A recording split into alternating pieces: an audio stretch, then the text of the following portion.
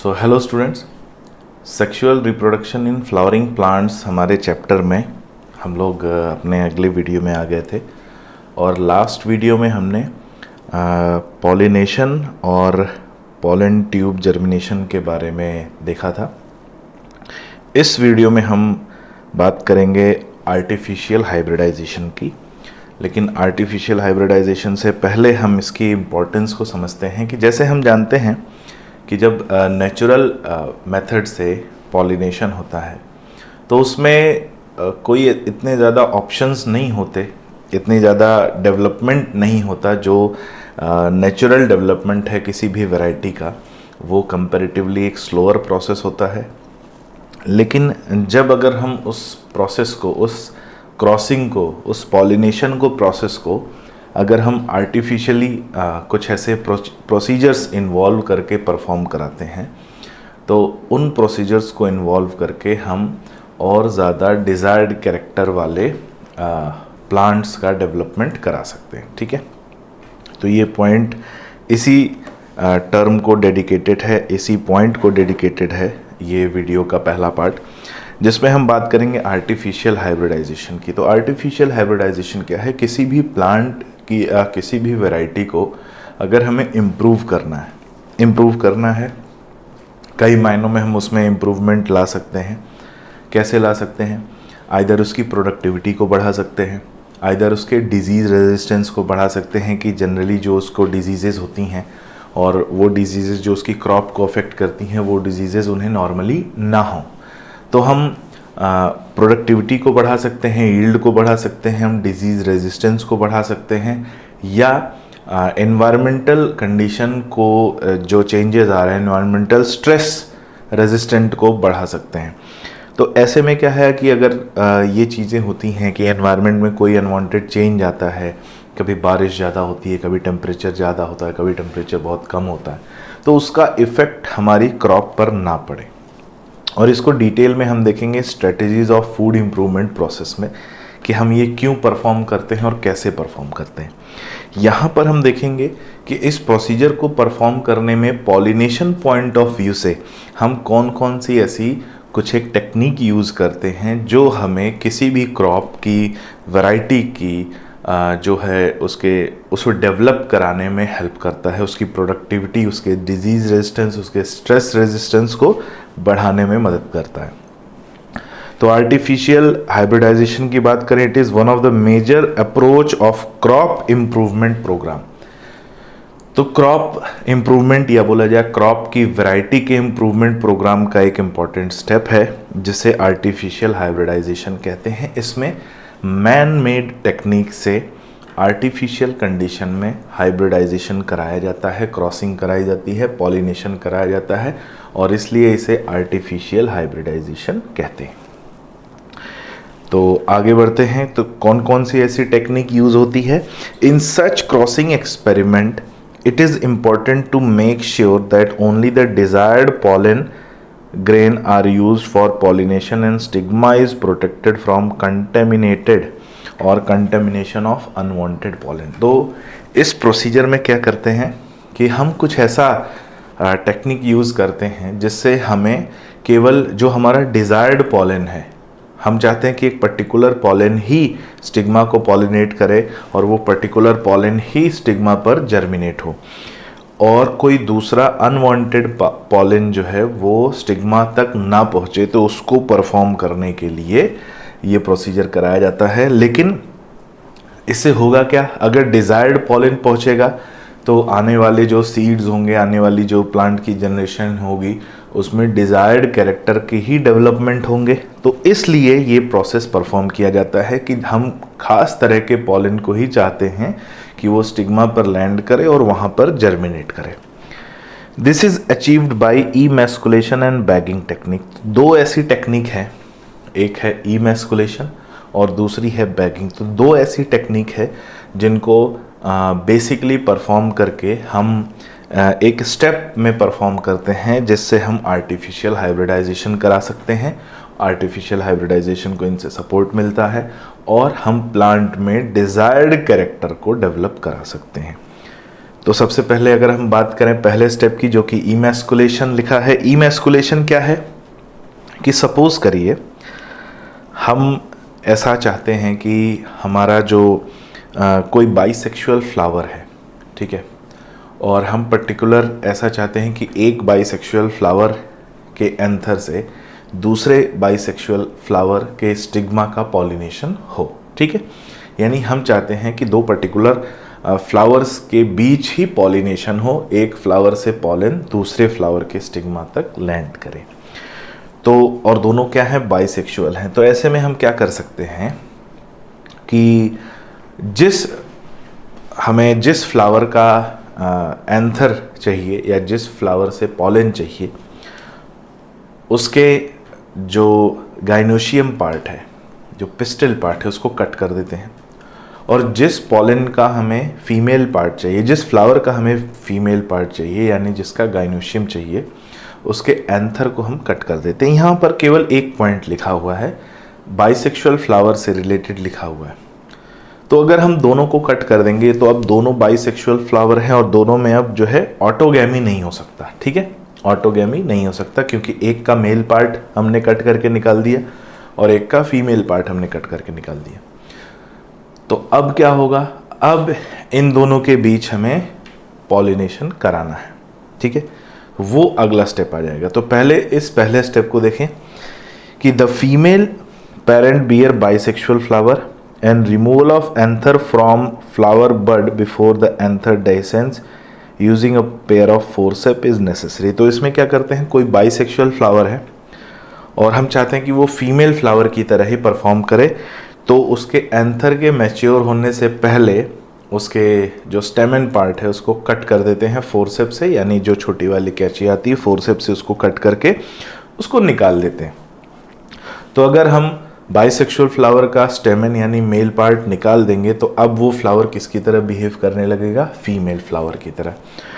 और इसी स्टेप को इमैस्कुलेशन कहा जाता है, ठीक है। यहाँ पर केवल रेफर किया गया है कि बाइसेक्सुअल फ्लावर को, याद रखिएगा, बाइसेक्सुअल फ्लावर को का एंथर रिमूव किया गया है जिसे उसे फीमेल फ्लावर बनाया गया है।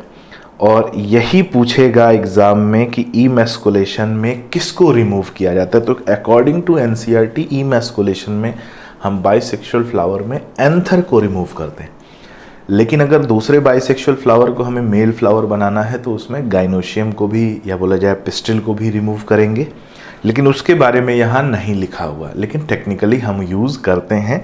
तो अकॉर्डिंग टू नीट, अगर नीट में ये क्वेश्चन आएगा कि इमैस्कुलेशन में किसका रिमूवल किया जाता है, तो हम कहेंगे क्या कि इमैस्कुलेशन में एंथर का रिमूवल किया जाता है, क्योंकि एनसीईआरटी में यही लिखा है, ठीक है।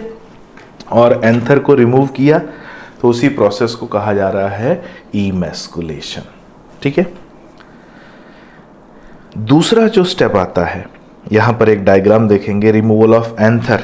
तो यहाँ पर केवल किसकी बात हो रही है, रिमूवल ऑफ एंथर की बात हो रही है, ठीक है, जिससे उसका स्टिग्मा जो है वो केवल यूज़ हो, फीमेल पार्ट यूज़ हो।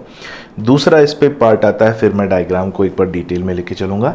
इमैस्कुलेटेड flower have to be covered with a bag of suitable size. अब मान लीजिए हमने फ्लावर को इमैस्कुलेट कर दिया, उसका मेल पार्ट हमने रिमूव कर दिया, और ऐसा ही एक फ्लावर है जिसमें मेल पार्ट प्रेजेंट है, ठीक है।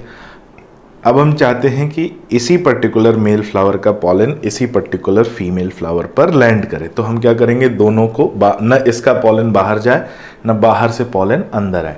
तो इन दोनों को क्या करेंगे, हम एक बैग में बांध देंगे, और बैग में बांध देंगे तो न अंदर से पॉलन बाहर जाएगा और ना ही बाहर से पॉलन अंदर आएगा। और ऐसे में क्या होगा, अगर पॉलिनेशन होता है तो वो जाहिर सी बात है कि उसी मेल फ्लावर से उसी फीमेल फ्लावर तक पॉलन ग्रेन लैंड किया है और हमें डिजायर्ड पॉलन द्वारा पॉलिनेशन मिलेगा। तो emasculated flower have to be covered with a bag of suitable size. और ये बैग जनरली बना होता है किसका, बटर पेपर का, लेकिन हम पॉलीथीन प्लास्टिक का भी बैग यूज कर सकते हैं to prevent contamination of its stigma and unwanted pollen. तो ये बैगिंग क्या प्रिवेंट करता है कि बाहर से कोई अनवांटेड पॉलन स्टिग्मा पर लैंड ना करे, ठीक है। मेनली जो प्रोजेक्शन है वो ये है कि बाहर से कोई अनवांटेड पॉलन स्टिग्मा पर लैंड ना करे, इस बात को ध्यान देने के लिए बैगिंग को परफॉर्म कराया जाता है। और ऐसे में अगर पॉलिनेशन होगा तो केवल डिजायर्ड पॉलन द्वारा ही पॉलिनेशन पाया जाएगा। This process is called as bagging, और इस प्रोसेस को हम बैगिंग कहते हैं।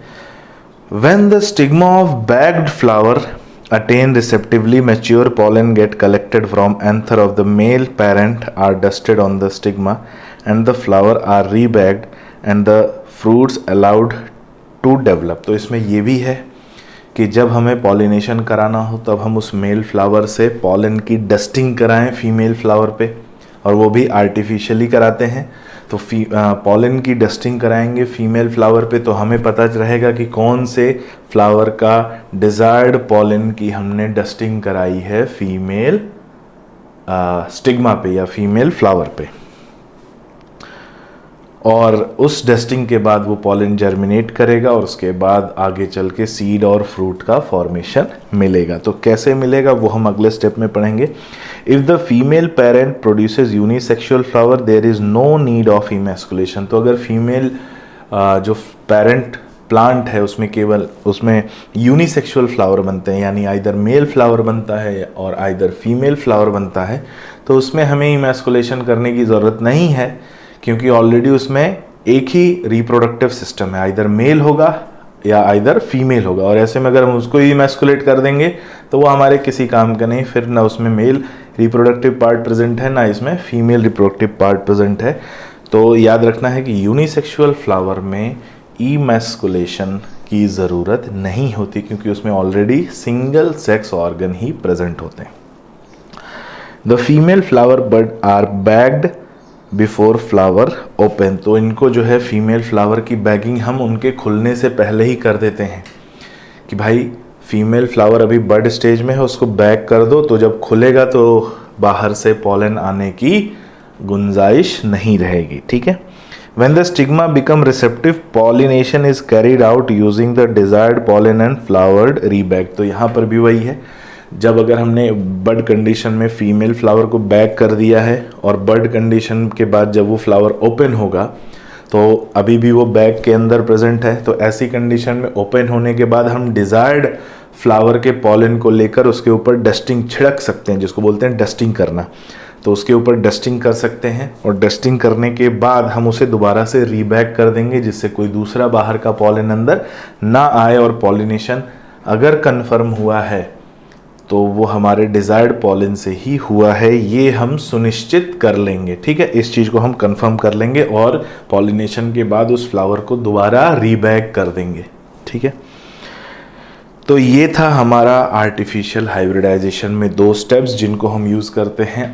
कौन कौन से? इमैस्कुलेशन और बैगिंग, दोनों की इंपॉर्टेंस हमने आपको बता दी कि इमैस्कुलेशन में हम रिप्रोडक्टिव पार्ट का रिमूवल करते हैं और बैगिंग में हम डिज़ायर्ड जो फ्लावर हैं उनको बैग करते हैं, जिससे कंटेमिनेशन ऑफ पॉलन या अनवांटेड पॉलन का एक्सपोजर या अराइवल स्टिग्मा पर ना हो पाए। आगे बढ़ते हैं। अगला हमारा जो पॉइंट आता है वो है डबल फर्टिलाइजेशन। ये एक्चुअली फर्टिलाइजेशन ही है, लेकिन 2 बार फर्टिलाइजेशन पाया जाता है और ये एंजियोस्पर्म में देखने को मिलता है। ठीक है, एंजियोस्पर्म में 2 बार फर्टिलाइजेशन देखने को मिलता है। 2 मेल गैमीट के न्यूक्लियस या मेल न्यूक्लियस 2 अलग अलग फीमेल न्यूक्लियस के साथ फ्यूज़ होते हैं, यानी मेल ओरिजिन का न्यूक्लियस फीमेल ओरिजिन के साथ फ्यूज़ होता है और ऐसा 2 बार होता है, और इसीलिए इसे डबल फर्टिलाइजेशन कहा जाता है। तो देखते हैं क्या है, पहले तो फर्टिलाइजेशन समझेंगे और फिर इसमें डबल फर्टिलाइजेशन को समझेंगे। तो क्या क्या दिया है देखते हैं। After entering one of the synergid, the pollen tube releases the 2 male gamete into the cytoplasm of the synergid. हमें मालूम है कि जब पॉलन ट्यूब आया था, पोरोगैमी से आया, चाहे मीजोगैमी से आया, चाहे चलाजोगैमी से आया, एंटर किया किसमें? एम्ब्रियो सैक में, और एम्ब्रियो सैक में एंटर करता है वन ऑफ द सिनर्जिड में। याद करो लास्ट वीडियो में हमने पढ़ा था। और वन ऑफ द सिनर्जिड में फिलीफॉर्म अपरेटस पाया जाता है जो पॉलन ट्यूब की एंट्री को गाइड करता है। तो जिस सिनर्जिड में पॉलन ट्यूब एंटर करता है उसी सिनर्जिड में अपने दोनों मेल न्यूक्लियस को रिलीज कर देता है। बात आई समझ में? बड़ा टेक्निकल सा सिंपल सा प्रोसेस है कि जिस सिनर्जिड में पोलन ट्यूब एंटर करेगा, उसी सिनर्जिड में अपने दोनों मेल न्यूक्लियस को रिलीज करेगा। अब ये दोनों मेल न्यूक्लियस क्या करेंगे, ये सुनने वाली बात। जो मेल न्यूक्लियस है, पहला मेल न्यूक्लियस, वो जाएगा एग सेल में और एग सेल के न्यूक्लियस के साथ फ्यूज करेगा। तो पहला पॉइंट नोट कर लो कि one of the male nucleus moves into the egg cell and fuses with nucleus of egg cell, जिससे एग सेल बन जाएगी जाइगोट। ठीक है, एग सेल क्या बन जाएगी, जाइगोट बन जाएगी। और एग सेल जाइगोट बन जाएगी तो ये पहला फर्टिलाइजेशन होगा। ठीक है, egg cell will become zygote. ये पहला फर्टिलाइजेशन इवेंट है जिसमें एक मेल ओरिजिन का न्यूक्लियस एक फीमेल ओरिजिन के न्यूक्लियस के साथ फ्यूज कर रहा है। दूसरे स्टेप में क्या होगा, अच्छा ये जो फर्टिलाइजेशन हो रहा है, फर्स्ट फर्टिलाइजेशन, यानी जो मेल न्यूक्लियस है ये जाइगोट एग सेल के न्यूक्लियस के साथ फ्यूज कर रहा है, जाइगोट का फॉर्मेशन कर रहा है। इसी को सिंगैमी कहा जाता है। क्या कहा जाता है, सिंगैमी। तो पहले फर्टिलाइजेशन में जो न्यूक्लियस का फ्यूजन होता है that is termed as syngamy, उसे कहा जाता है सिंगैमी। और इसके सिंगैमी से जो रिजल्ट बनता है वो डिप्लॉयड सेल रिजल्ट बनता है और उस डिप्लॉयड सेल को हम कहते हैं जाइगोट। ठीक है, तो जो डिप्लॉयड सेल रिजल्ट बनता है उस डिप्लॉयड सेल को हम कहते हैं जाइगोट। ये हमें बात याद रखनी है। नेक्स्ट आता है दूसरे न्यूक्लियस के बारे में, यानी पोलन ट्यूब का दूसरा न्यूक्लियस जो रिलीज हुआ है सिनर्जिड में। अब याद रखिएगा जो दूसरा न्यूक्लियस है, मैं बोल रहा हूं आप नोट करते जाइए, जो दूसरा न्यूक्लियस है वो रिलीज होगा सेंट्रल सेल में। ठीक है, सेंट्रल सेल में रिलीज होगा। और सेंट्रल सेल में ऑलरेडी पहले से दो न्यूक्लियस प्रेजेंट हैं जिन्हें हम पोलर न्यूक्लियस कह रहे हैं। तो दो पोलर न्यूक्लियस और एक मेल गैमीट का न्यूक्लियस, ये तीनों फ्यूज कर जाते हैं किसमें, सेंट्रल सेल में। और तीन न्यूक्लियस फ्यूज कहते हैं। तो इस प्रोसेस को ट्रिपल फ्यूजन कहा जाता है। ठीक है, और ये ट्रिपल फ्यूजन कहलाता है सेकेंड फर्टिलाइजेशन इवेंट है, यानी दूसरी बार ऐसा हो रहा है कि मेल ओरिजिन का न्यूक्लियस फीमेल ओरिजिन के न्यूक्लियस के साथ फ्यूज कर रहा है। और ये इंटरेस्टिंग इसलिए है क्योंकि यहाँ पर एक मेल न्यूक्लियस दो फीमेल न्यूक्लियस के साथ फ्यूज कर रहा है। तो टोटल तीन न्यूक्लियस एक साथ फ्यूज कर रहे हैं और इसलिए इसे ट्रिपल फ्यूजन कहा जाता है। और अब सिंगैमी को मान लो पहला फर्टिलाइजेशन, और जो ट्रिपल फ्यूजन हो गया वो सेकेंड फर्टिलाइजेशन इवेंट है, और दोनों को एक साथ कहा जाता है डबल फर्टिलाइजेशन।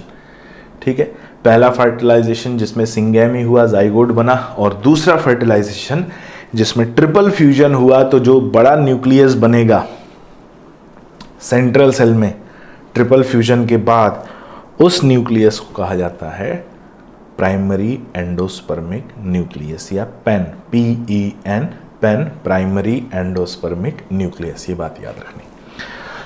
और जैसे ही प्राइमरी एंडोस्पर्मिक न्यूक्लियस बना तो जो बड़ी वाली सेल थी सेंट्रल सेल, वो सेंट्रल सेल का नाम बदल के हो जाएगा प्राइमरी एंडोस्पर्मिक सेल या PEC। ठीक है, नोट कर लेंगे, प्राइमरी एंडोस्पर्मिक सेल या PEC। तो लिखेंगे polar nucleus after triple fusion form PEN, PEN, primary endospermic nucleus, and central cell after triple fusion turns as PEC, primary endospermic cell.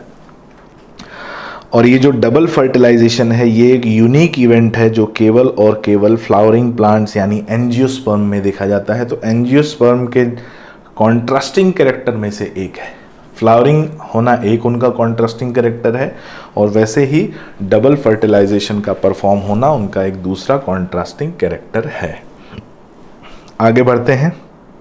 यहाँ पर वही पॉइंट जो हमने बात करी कि देखते हैं डायग्राम में कि पहला जो मेल प्रोन्यूक्लियस है वो फ्यूज़ किया एग सेल के साथ तो जाइगोट का फॉर्मेशन हुआ, और दूसरा जो मेल न्यूक्लियस था वो फ्यूज़ किया पोलर न्यूक्लियस के साथ तो प्राइमरी एंडोस्पर्मिक न्यूक्लियस का फॉर्मेशन हुआ पेन। और ये ट्रिप्लॉइड है, याद रखना, 3 हैप्लॉइड न्यूक्लियस के फ्यूज करने से बना है पेन। तो PEN is a triploid structure. और पैक उसका जो है सेल है, तो पैक सेल के भी बारे में पूछे तो वो भी ट्रिप्लॉइड स्ट्रक्चर है। और इसके बाद जो सिनर्जिड्स होते हैं, जैसे ही ये फर्टिलाइजेशन कंप्लीट होता है, डबल फर्टिलाइजेशन होता है, बहुत से चेंजेस आते हैं। बहुत से चेंजेस फ्लावर में क्या क्या देखे जाते हैं, तो उनके इवेंट एक एक करके नोट कर लो। सबसे पहली बात, जैसे ही फर्टिलाइजेशन होगा, egg cell turns to zygote, पहला पॉइंट नोट कर लो, egg cell turns to zygote. दूसरा पॉइंट नोट कर लो, central cell turns to PEC, central cell किस में बदल जाएगा, प्राइमरी एंडोस्पर्मिक सेल में, ठीक है। तीसरा पॉइंट नोट कर लो, सिनर्जिड डीजेनरेट, सिनर्जिड जो है वो डीजेनरेट कर जाते हैं। चौथा पॉइंट नोट कर लो, antipodal cells degenerate, antipodal cells भी डीजेनरेट कर जाती हैं। इसके बाद क्या होता है, इसके बाद फर्टिलाइजेशन से ovule turns to seed. Next point ये भी नोट कर लो कि फर्टिलाइजेशन के पहले जो ओव्यूल था वो फर्टिलाइजेशन के बाद अब सीड कहलाता है, ठीक है। Integument after fertilization are known as seed coat. Integuments जो थे, आउटर और इनर इंटेगुमेंट, उन्हें अब सीड कोट कहा जाता है। तो दो इंटेगुमेंट थे, आउटर और इनर, और वो बन जाते हैं दो seed coat, outer seed coat और inner seed coat. Outer seed coat को टेस्टा कहते हैं और इनर सीड कोट को टेगमेन कहते हैं। तो सीड में दो सीड कोट बन जाते हैं, आउटर और इनर, आउटर टेस्टा, इनर टेगमेन, ठीक है, नोट कर लीजिए। अब इसके बाद और क्या होगा, जितने भी फ्लोरल पार्ट्स हैं फ्लावर के, फ्लोरल पार्ट्स मतलब पेटल्स हो गया, सेपल्स हो गया, ये शेड ऑफ हो जाते हैं। शेड ऑफ क्यों, इनका अब कोई काम नहीं रहा। क्यों काम नहीं रहा भाई, इनका काम यहीं तक था, क्या, इंसेक्ट्स को अट्रैक्ट करना, पॉलिनेशन कराना। पॉलिनेशन हो गया, उसके बाद फर्टिलाइजेशन भी हो गया। अब इन फ्लोरल पार्ट्स की ज़रूरत नहीं है, इसलिए इनके फ्लोरल पार्ट्स क्या होंगे, अब शेड ऑफ हो जाएंगे, ठीक है। क्योंकि मैंने बोला हुआ है कि नेचर बहुत कंजूस होता है और नेचर ने किसी भी ऑर्गेनिज्म को उतना ही दिया है जितनी उसे ज़रूरत है सर्वाइवल के लिए, ना कम ना ज़्यादा। तो फ्लोरल पार्ट्स भी तभी तक रहेंगे जब तक उनकी आवश्यकता है, उसके बाद वो नहीं रहते। तो जैसे ही फर्टिलाइजेशन कंप्लीट होता है, क्योंकि पॉलिनेशन कराना था किसके लिए, फर्टिलाइजेशन के लिए, तो फर्टिलाइजेशन कंप्लीट होते ही इनके जो फ्लोरल पार्ट्स हैं वो फ्लोरल पार्ट्स शेड ऑफ हो जाते हैं, ठीक है। आगे आते हैं, जो ओवरी है, नेक्स्ट पॉइंट को, ओवरी टर्न्स टू फ्रूट, ठीक है। और इसीलिए फ्रूट को कहा जाता है it is a ripened ovary, यानी पकी हुई ओवरी है जिसे हम फ्रूट कहते हैं। तो ये कुछ चेंजेस जो है देखे जाते हैं आफ्टर फर्टिलाइजेशन। तो आगे बढ़ते हैं, इसमें क्या क्या लिखा है कि जैसे ही फर्टिलाइजेशन हो गया, अब ये जो एग सेल था ये जाइगोट बन गया और ये डिप्लॉयड है। प्राइमरी एंडोस्पर्मिक न्यूक्लियस, पेन जो है ये ट्रिप्लॉयड है, याद रखना पेन खुद ट्रिप्लॉयड है, ये आगे चल के एंडोस्पर्म बनाएगा और एंडोस्पर्म से जो जो चीज़ें बनेंगी वो भी ट्रिप्लॉयड होंगी, ठीक है। तो fertilization, fertilized embryo sac showing zygote and primary endospermic nucleus, तो प्राइमरी एंडोस्पर्मिक न्यूक्लियस का फॉर्मेशन। अब इसके बाद जब एम्ब्रियो डेवलपमेंट स्टार्ट होगा, जाइगोट से जब एम्ब्रियो डेवलपमेंट स्टार्ट होगा, तो उसमें क्या क्या इवेंट देखे जाते हैं वो हम देखते हैं और इन्हीं के बारे में आगे डिस्कस करेंगे। तो जाइगोट जब बना है, then this zygote undergo mitotic division, ठीक है, माइटोसिस परफॉर्म करता है, यानी प्लॉइडी चेंज नहीं होती, प्लॉइडी मेंटेन रहती। तो यानी इसके बाद अब जितनी भी सेल्स यहाँ पर दिख रही हैं ये क्या है, डिप्लॉयड, ठीक है, क्योंकि सबका फॉर्मेशन किससे हो रहा है, माइटोसिस से हो रहा है। तो जाइगोट डिवाइड हुआ, 2 सेल्ड स्टेज बना और 2 सेल्ड स्टेज के बाद जो है एक इलोंगेटेड स्ट्रक्चर बनता है जिसमें ग्लोबुलर एम्ब्रियो का फॉर्मेशन होता है। तो ये भी एक पॉइंट याद रखना है कि during zygote development globular embryo form, और ये ग्लोबुलर एम्ब्रियो आगे चल के किसका शेप ले लेता है, हार्ट शेप एम्ब्रियो का, हार्ट यानी दिल के शेप का एम्ब्रियो। तो यहाँ पर मैं इसका डायग्राम दिखा रहा हूँ कि ये कहाँ से दिल के शेप का दिखेगा। तो ये वो स्ट्रक्चर आप देखिए, उल्टा हार्ट दिख रहा है, ठीक है, इन्वर्टेड जो हार्ट शेप स्ट्रक्चर है वो हमें दिख रहा है। और इस पर एक इलोंगेटेड सेल्स का एक जो है लीनियर अरेंजमेंट पाया जाता है जिसे सस्पेंसर कहते हैं।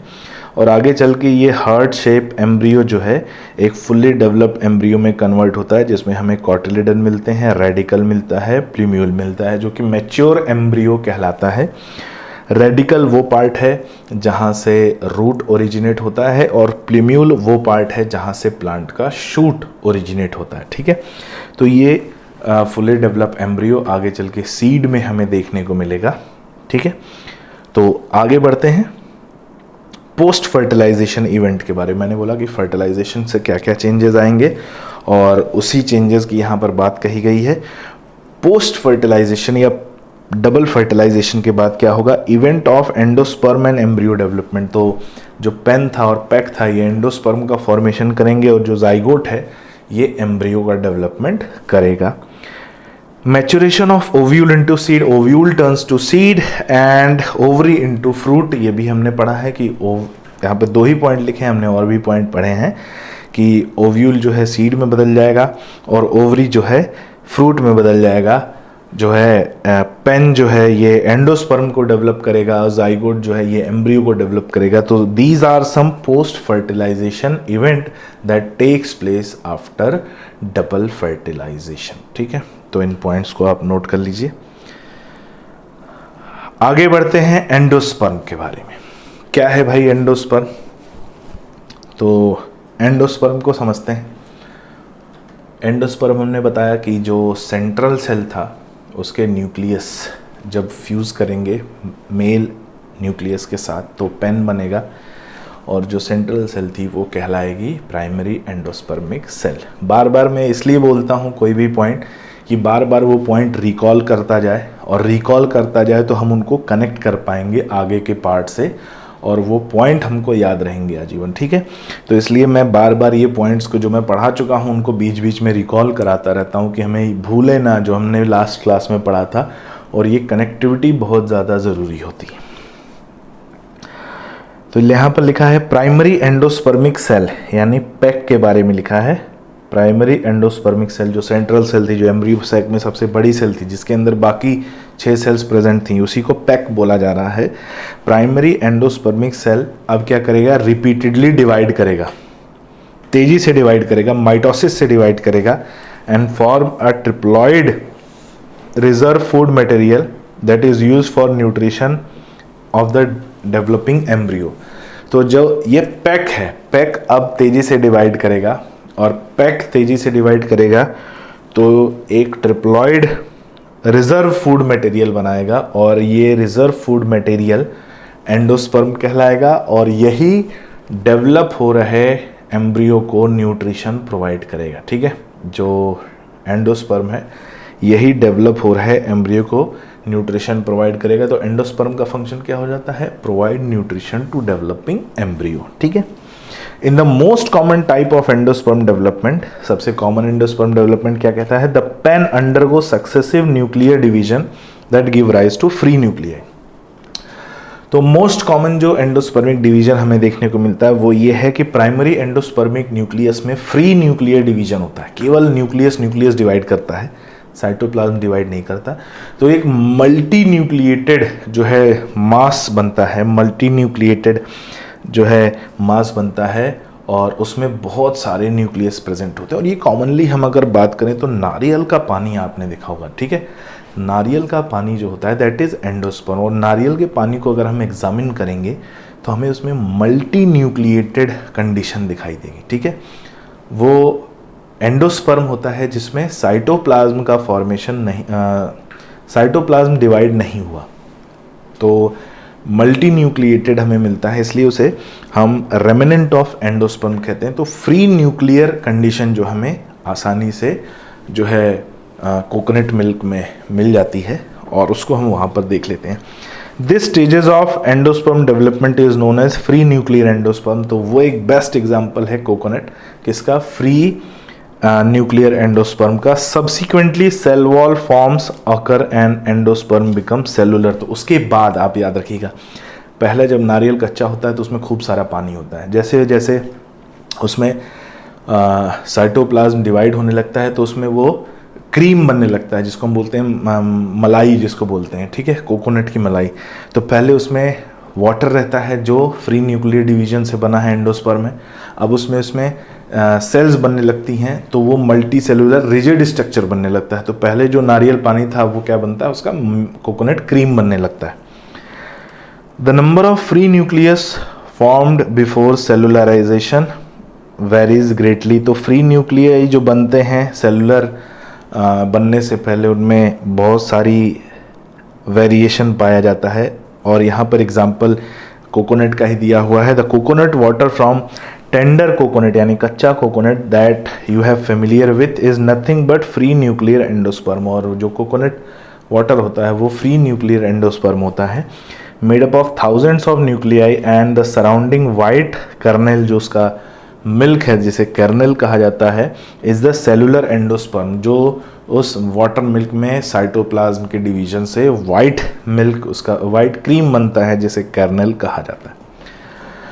एंडोस्पर्म में either be completely consumed by developing embryo, तो या तो एंडोस्पर्म डेवलपिंग एम्ब्रियो से पूरी तरह कंज्यूम हो जाता है, जैसा कि हमें देखने को मिलता है पी ग्राउंडनट बीट में, पी ग्राउंडनट और बीन में, बिफोर सीड मैच्योरेशन और मे बी परसिस्टेंट यानी present during in the seed during seed germination. तो एंडोस्पर्म के बारे में दो बातें।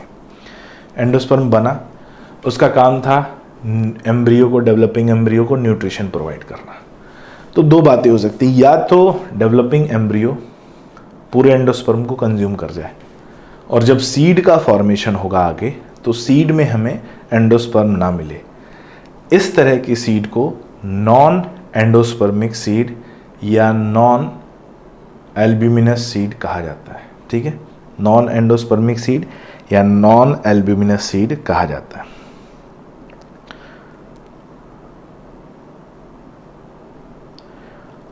नॉन एंडोस्पर्मिक सीड के हमें एग्जाम्पल क्या मिलेंगे?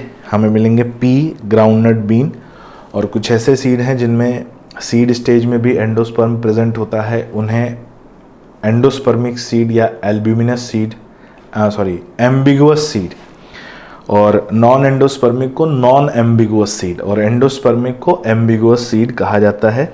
And they are used up during seed germination, और ये यूज होते हैं किसमें? सीड जर्मिनेशन में। अब यहाँ पर एक एक्टिविटी दी हुई है कि split open some seeds of castor, pea, bean, groundnut, fruit, coconut and look for the endosperm in each case. तो हम देखेंगे find out whether the endosperm is persistent in cereal, wheat, rice, maize. तो हाँ, इनमें endosperm persistent होता है, हमें seed stage में एंडोस्पर्म मिलता है, और ये एंडोस्पर्मिक सीड के एग्जाम्पल हैं। फिर उसके बाद बात आती है एम्ब्रियो की।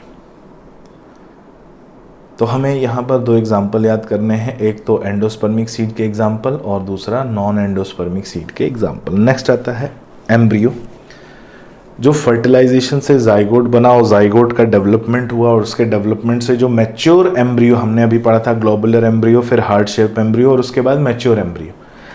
तो जब मैच्योर एम्ब्रियो बनेगा तो डाइकॉट सीड में अलग बनेगा, डाइकॉट प्लांट में अलग बनेगा, और मोनोकॉट सीड या मोनोकॉट प्लांट में अलग बनेगा। तो कैसा बनेगा ये देखते हैं।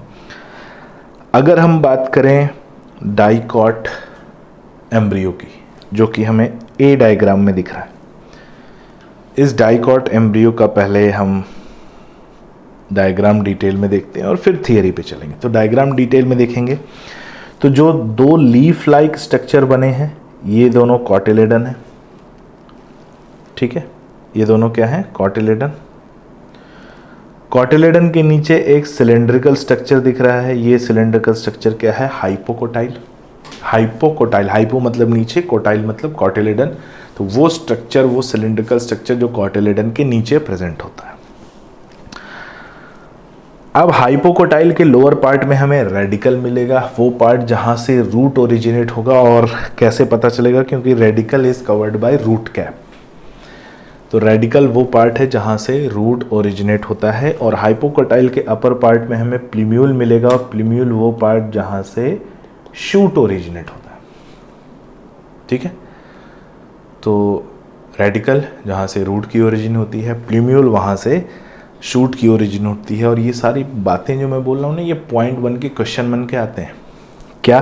कि cylindrical structure present in embryo below cotyledon is known as, ये क्वेश्चन आता है। The structure present at the lower end of cotyledon will give rise to, and the structure present at the upper end of cotyledon will give rise to. तो upper side में प्लीम्यूल मिलेगा, lower side में radical मिलेगा। प्लीम्यूल से shoot की origin होगी और radical से रूट की ओरिजिन होगी। ठीक है, तो उम्मीद है ये पॉइंट आपको समझ में आ रहा है। ये बात हो गई किसकी? डाइकॉट एम्ब्रियो की। 2 कॉटिलिडन में हमें मिल रहा है। अच्छा, एक पॉइंट और आता है, मैं आपसे डिस्कस करूँ, कॉटिलिडन क्या है, ठीक है, कंफ्यूजन इस पे भी होता है, कॉटिलिडन क्या है, तो मैं आपको बता रहा हूं कॉटिलिडन क्या होता है। जब हम एम्ब्रियो की बात करते हैं, एम्ब्रियो स्टेज में अगर कोई लीफ लाइक स्ट्रक्चर प्रेजेंट है और वहां वो लीफ लाइक स्ट्रक्चर फूड का स्टोरेज कर रहा है और उस लीफ लाइक स्ट्रक्चर को हम कहते हैं कॉटिलिडन। तो जो leaf present in embryo stage, the leaf present in embryo stage that perform storage of food is known as cotyledon। तो एम्ब्रियो स्टेज में जो सीड पाई जाती है, जो फूड स्टोरेज करती है, एम्ब्रियो स्टेज में जो लीफ पाई जाती है, the leaf present in embryo stage and perform food storage is known as cotyledon. ठीक है, इस पॉइंट को नोट कर लीजिए। तो डाइकॉट में हमें 2 लीफ मिलती हैं, इसलिए उसे डाइकॉट कहते हैं, और मोनोकॉट में हमें सिंगल लीफ मिलती है, लेकिन यहाँ पर तो कुछ ऐसा कॉटिलिडन जैसा लिखा नहीं है। तो जो सिंगल लीफ लाइक स्ट्रक्चर है वो एक्चुअली क्या है, स्क्यूटेलम। ठीक है, यहाँ पर जो सिंगल लीफ लाइक स्ट्रक्चर होता है वो स्क्यूटेलम होता है, और वो स्क्यूटेलम शील्ड की तरह काम करता है, कवच की तरह काम करता है। तो scutellum is the single cotyledon of monocot. और अगर इसमें बाकी पार्ट्स की हम बात करें तो हमें यहाँ पर शूट एपेक्स यानी प्लीम्यूल पार्ट दिखता है जहाँ पर शूट एपेक्स प्रेजेंट होता है, और रेडिकल दिखता है जहाँ पर रूट एपेक्स प्रेजेंट होता है। एक बात और है कि प्लीम्यूल की एक कवरिंग जो है, एक लेयर पाई जाती है जिसे कोलियोप्टाइल कहते हैं, नोट कर लेना, याद कर लेना, एग्जाम में पूछेगा। और रेडिकल की एक कवरिंग पाई जाती है जिसे सीलोराइजा कहते हैं, लेकिन रेडिकल के ठीक ऊपर रूट कैप होता है, और रूट कैप के ऊपर जो कवरिंग लेयर होती है उसे सीलोराइजा कहते हैं। तो coleoptile is a covering layer present over plumule and coleorhiza is a cellular covering layer present over radicle and root cap. साथ ही इसमें एक एपीब्लास्ट स्ट्रक्चर भी पाया जाता है। एपीब्लास्ट एक डेवलपिंग बड जैसा स्ट्रक्चर है जो आगे चल के कॉटिलिडन बन सकता है। तो ये अनडेवलप कॉटिलिडन हम एपीब्लास्ट को बोल सकते हैं, और ये हमें स्ट्रक्चर जो मिलता है ये मोनोकॉट एम्ब्रियो का स्ट्रक्चर मिलता है। ठीक है, किसका स्ट्रक्चर, मोनोकॉट एम्ब्रियो का स्ट्रक्चर मिलता है। तो जरा अब इसकी थियरी देख लें कि थियरी क्या कह रही है। तो embryo develops at the micropyle end of embryo sac. तो जो एम्ब्रियो था जाइगोट से बना है, और जाइगोट कहाँ प्रेजेंट होता है, माइक्रोपाइल एंड पे प्रेजेंट होता है, situated in the central cell या primary endospermic cell. Most zygote divide only after certain amount of endosperm is form. तो ज़्यादातर जो जाइगोट है वो तभी डिवाइड करते हैं जब एक सर्टेन अमाउंट का एंडोस्पर्म फॉर्मेशन हो जाता है। This is an adaptation to provide assured nutrition to the developing embryo. और ये एक कन्फर्मेशन है कि भाई जब तक एंडोस्पर्म का फॉर्मेशन नहीं होगा तब तक हम डिवाइड नहीं करेंगे। क्यों, जब डिवाइड करेंगे तो हमें न्यूट्रिशन चाहिए होगा, न्यूट्रिशन मिलेगा कहाँ से। तो जब तक हमको ये श्योरिटी न मिल जाए कि एंडोस्पर्म प्रेजेंट है तब तक हम यानी जाइगोट डिवाइड नहीं करेंगे और एम्ब्रियो का फॉर्मेशन नहीं करेंगे। ठीक है, ये श्योरिटी जरूरी है। Though the seed differ greatly, early stages of embryo development is known as embryogeny, that is similar in both monocot and dicot। तो ये दोनों मोनोकॉट और डाइकॉट में सिमिलर होता है। Figure depicts the stages of embryogeny in dicotyledonous embryo and monocotyledonous embryo. तो जो early embryo stages होती हैं वो डाइकॉट और मोनोकॉट की सेम होती हैं। जब कॉटिलिडन का फॉर्मेशन हो जाता है तो उनमें डिफरेंस देखा जाता है, उनके स्ट्रक्चर में डिफरेंस देखा जाता है, और जो अर्ली एम्ब्रियो का डेवलपमेंट होता है उसे एम्ब्रियोजेनी कहते हैं। ठीक है, क्या कहते हैं, एम्ब्रियोजेनी। तो अभी हमने इस डिटेल में देखा डाइकॉट एम्ब्रियो और मोनोकॉट एम्ब्रियो का स्ट्रक्चर। ये डायग्राम आप बना लेना, क्योंकि बोर्ड एग्जाम अगर आप देने वाले हो, अगर आप 12th में हो, टारगेट में हो, 12th पास आउट हो तो कोई प्रॉब्लम नहीं, तो लेबलिंग से रिलेटेड क्वेश्चन आ सकते हैं। और जाहिर सी बात रखना, पिछले कुछ सालों में ऐसा हुआ है कि लेबलिंग या डायग्राम देकर क्वेश्चन नहीं आए, तो इसका मतलब ये नहीं कि आगे नहीं आएगा। ठीक है, लेबलिंग याद रखना, लेबलिंग को लेकर क्वेश्चन पूछा जाता है, तो लेबलिंग हमें याद रखनी है। और जो बच्चे 12th में है वो इस डायग्राम को बनाए, क्योंकि ये डायग्राम बोर्ड एग्जाम में आने की चांसेस ज़्यादा होती है।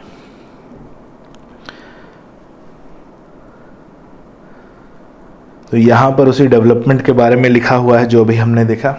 कि zygote give rise to pro embryo, zygote pro embryo को गिव राइज करता है, जिससे आगे चल के ग्लोबुलर एम्ब्रियो बनता है और ग्लोबुलर एम्ब्रियो से हार्ट शेप एम्ब्रियो बनता है। और टिपिकल डाइकोटिलिडनस एम्ब्रियो की यहाँ पर बात कर रहे हैं तो जो सिलेंड्रिकल स्ट्रक्चर है जिसे हाइपोकोटाइल कहा जा रहा है, उसके ऊपर 2 कॉटिलिडन मिल रहे हैं, वही पॉइंट जो अभी हमने देखे। अपर पार्ट में हमें प्लीम्यूल, लोअर पार्ट में रेडिकल। तो अब यहाँ पर बात आती है कि यहाँ पर एक वर्ड दिया है कि a typical dicotyledonous embryo consist of an embryonal axis and 2 cotyledon. तो ये एम्ब्रियोनल एक्सिस है जो मैंने आपको ग्रीन कलर से ये बनाई। एम्ब्रियोनल एक्सिस में ऊपर plumule, then hypocotyl, then radicle मिलता है और एम्ब्रियोनल एक्सिस से ही अटैच 2 कॉटिलिडन पाए जाते हैं। The portion of embryonal axis above the level of cotyledon is known as epicotyl. तो कॉटिलिडन से ऊपर का जो पार्ट है उसे एपिकोटाइल कहेंगे और कॉटिलिडन से नीचे का जो पार्ट है उसे हाइपोकोटाइल कहेंगे। Cotyledon which terminate with the प्लीम्यूल और स्टेम टिप, ठीक है, तो ये प्लीम्यूल बनेगा या स्टेम टिप बनेगा।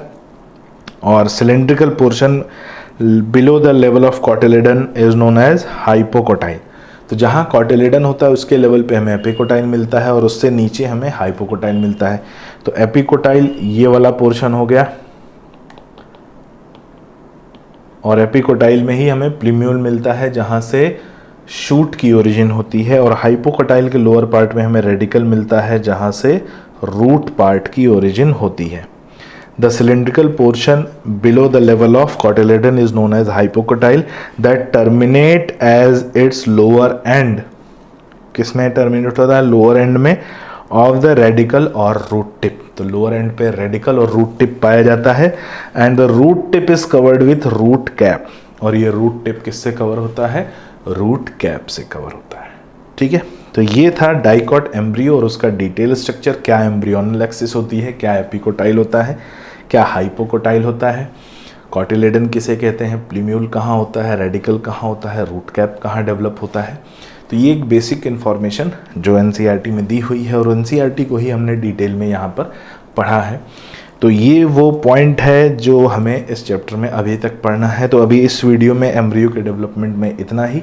नेक्स्ट वीडियो को हम स्टार्ट करेंगे जिसमें हम आगे मोनोकॉट एम्ब्रियो के डेवलपमेंट को देखेंगे और फिर आगे चल के सीड्स के डेवलपमेंट को देखेंगे, फिर फ्रूट्स के डेवलपमेंट को देखेंगे और फिर एपोमिक्सिस या पॉलीएम्ब्रियोनी को देखेंगे और फिर ये चैप्टर हमारा कंप्लीट होगा। ठीक है, तो अभी इस वीडियो में बच्चों इतना ही और मिलते हैं हम अपने नेक्स्ट वीडियो में, और नेक्स्ट वीडियो में हम इसके आगे के पार्ट को कंटिन्यू करेंगे। तब तक के लिए गुड बाय, टेक केयर।